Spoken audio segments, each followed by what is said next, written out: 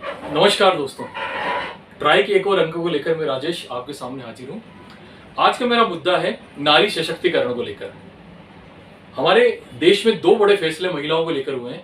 एक तो ये कि अब जो लड़कियां हैं वो एनडीए यानी नेशनल डिफेंस एकेडमी, राष्ट्रीय सुरक्षा अकादमी की परीक्षा दे सकेगी। और दूसरा, आजादी के बाद पहली बार 75 साल के लंबे सफर के बाद पहली महिला प्रधान न्यायाधीश हमारे देश को मिल सकेगी। यानी कि 75 साल बाद दो बड़े फैसले हमारे देश के अंदर हुए नारी सशक्तिकरण को लेकर, महिलाओं को और मजबूत बनाने को लेकर। ये सुप्रीम कोर्ट की एक पहल है और उसके बाद सेना इसको अमल में लाएगी।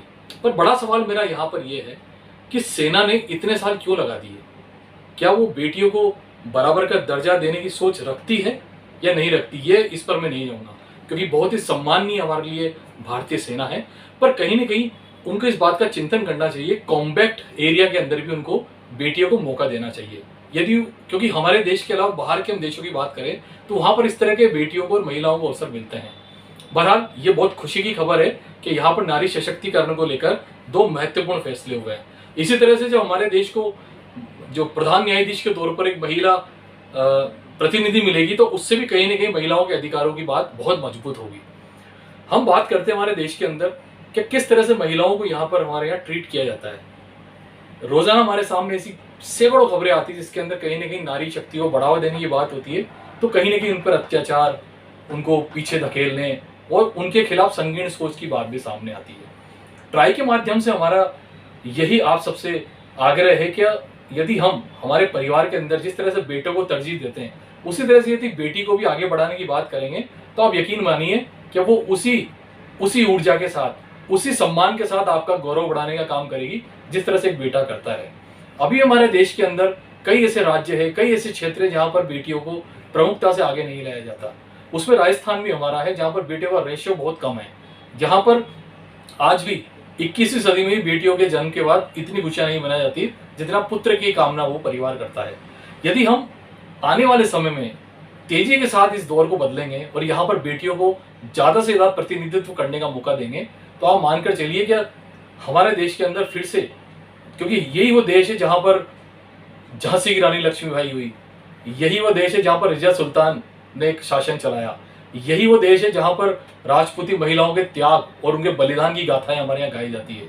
यही हमारा देश है जहां पर कई ऐसी, रानी होलकर जो वहां की रही, इंदौर की महारानी रही, होलकर का प्रतिनिधित्व जिन्होंने किया, तो ऐसे सैकड़ों हजारों उदाहरण हैं। पर वो तभी होगा जब माता पिता, भाई बहन और परिवार के सदस्य महिलाओं को आगे बढ़ाने के लिए पूरी ताकत के साथ काम करेंगे। तो यकीन मानिए ट्राई के माध्यम से आज हम आपको ये बताना चाह रहे हैं कि ये दो बड़े फैसले हुए, लेकिन हमें अक्सर इस फैसलों की आदत डालनी पड़ेगी। हम लगातार बेटियों को और महिलाओं को रोजाना इस तरह से प्रोत्साहित करेंगे तो काफी कुछ तस्वीर हमारे देश की बदलेगी और दुनिया के अंदर हमारे देश का गौरव भी महिला सशक्तिकरण के नाम पर उसी ताकत के साथ लिया जाएगा जैसे दूसरे यूरोपीय देशों का लिया जाता है। और हमारे यहाँ बेटियों में प्रतिभाओं की कोई कमी नहीं है। हाल में ओलंपिक के अंदर जिस तरह से मीराबाई चानू, पीवी संधू और उसके बाद हॉकी की महिला टीम ने जिस तरह से देश का नाम रोशन किया है, तो ये उनको मौका और अवसर देने की बात ही है। आप इसी तरह से हर क्षेत्र के अंदर महिलाओं को आगे लाएंगे तो आप मान के चलिए जो आधी दुनिया और पूरा हक जो बात हम करते हैं वो कहीं ना कहीं हम पूरी तरह से साकार कर पाएंगे। ट्राई के माध्यम से हम फिर से आपसे यही प्रार्थना करेंगे, बेटियों को आगे बढ़ने का अवसर दे, उनको प्रोत्साहित करें। तो इसी तरह से किसी मुद्दे के साथ फिर हम आपसे बात करेंगे। तब तक के लिए नमस्कार, धन्यवाद। और हाँ, हमें सब्सक्राइब कीजिए, शेयर कीजिए और अपने कमेंट्स अब तक भेजिए। नमस्कार, जय हिंद, जय भारत।